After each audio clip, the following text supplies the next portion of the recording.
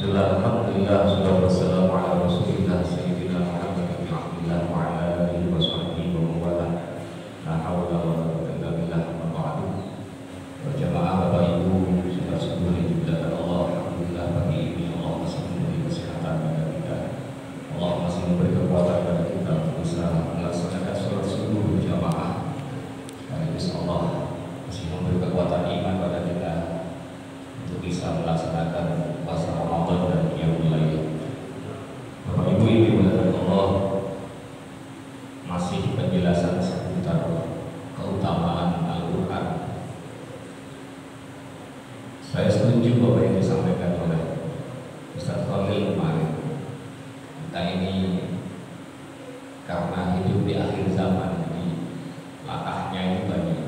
Sampai memperingati itu, tapi ya bagi yang mengambil hikmahnya itu sudah luar biasa. Tapi yang banyak kita kan tambah ikut-ikutan melong-melong.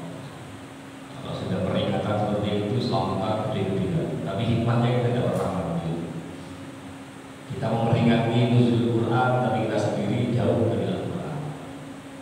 Ini kan agak aneh dan lucu. Bagaimana keutamaan Al-Quran itu sudah sangat luar biasa. Bahwa orang yang dirinya selalu bersama Quran, maka insya Allah dia akan mendapatkan satu kemuliaan.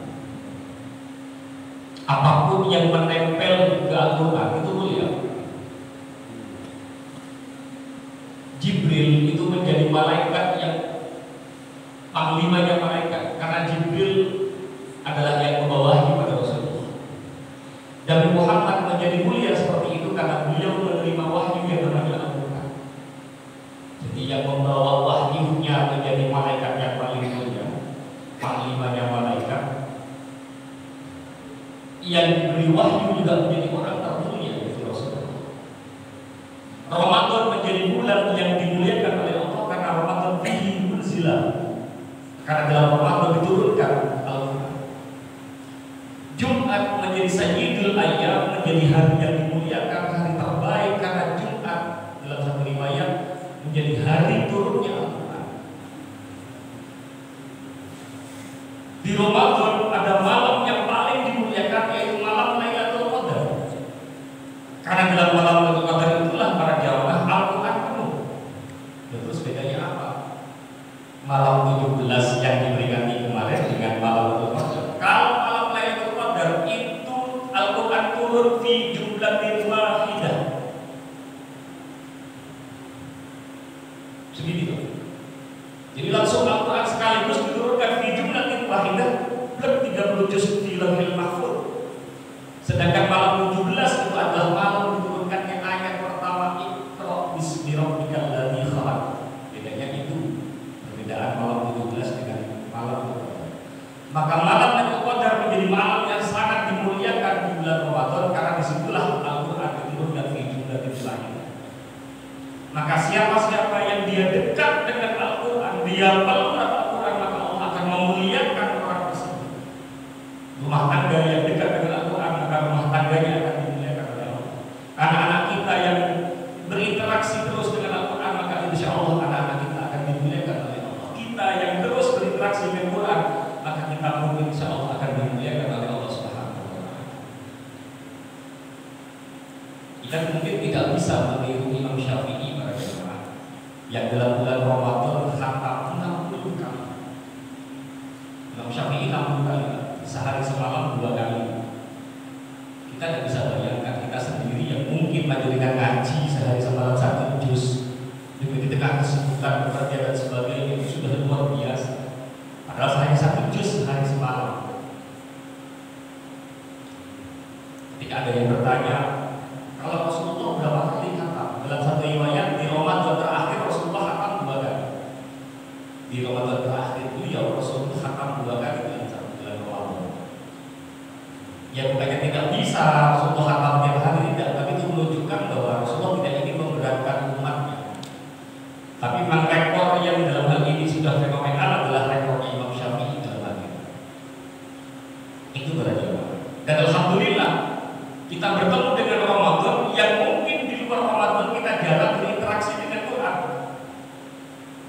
Di luar Ramadan mungkin jadi kan jarang ngaji tadarus setiap malam di sini, jarang. Kalau ada malam Jumat yasinan di pengajian kita kan ada baca Quran, ada baca yasin. Jarang. Ada khotbah Quran aja mungkin kita juga jarang datang mendengar. Paling kalau selalu pakai tok, kalau bilang ini. Coba bayangkan, tadarus itu sendiri. Saya menemukan hadis dari Ibnu Abbas radhiyallahu anhu bahwa Rasulullah itu kan yalqahu fi kulli lailatin Ramadan fayudarasahu Rasulullah sallallahu alaihi wasallam wa yudan bi khairin min ruhil qudus. Rasulullah itu kalau harus setiap Ramadan itu berdua duet dengan Jibril. Kakinya itu saling bertemu seperti ini, depan-depan. Itu bertadarus dengan malaikat Jibril setiap malamnya.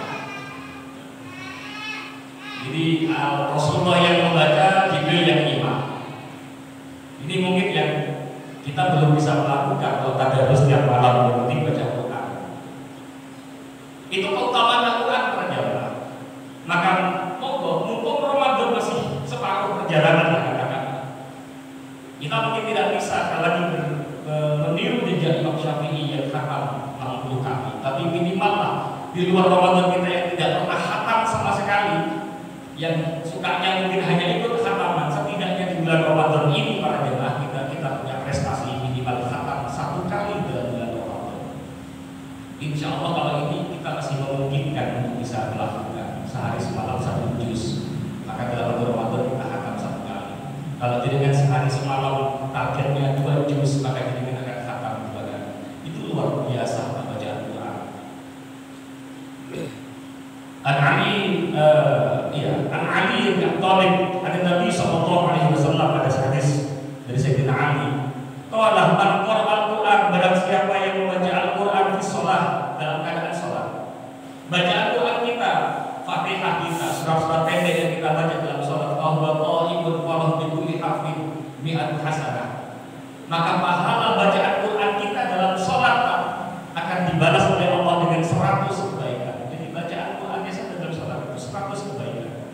Wa man qara'a al-Qur'an fi shalah qa'idan, sapa wong sing maca Quran dalam keadaan salat sedangkan dia duduk. Beliau karena tidak kuat dan tidak mampuan, akhirnya salatnya dalam keadaan duduk. Qa'idan, duduk, maka kata Allah di kulli harfin, Allah akan mencatat setiap huruf yang dibaca dalam salat dalam keadaan duduk 50 hasanah, 50. Wa man qara'a al-Qur'an, barang siapa yang membaca Quran di luar salat yang kita lakukan setiap malam, tadarus seperti itu, falahu bi kulli harfin 10 hasanat, maka 1 hurufnya akan dibalas oleh Allah dengan 10 kebaikan. Bayangkan Pak, 1 huruf dibalas 10. Ada keajaiban terjadi kalau tadarus masa banyak-banyak. A'udzubillahi minasyaitonir rajim. Nun, shadaqallahul adzim. 10. Kan itu banyak. Sampai tidak banyak, enggak ada yang salah sudah 1 huruf.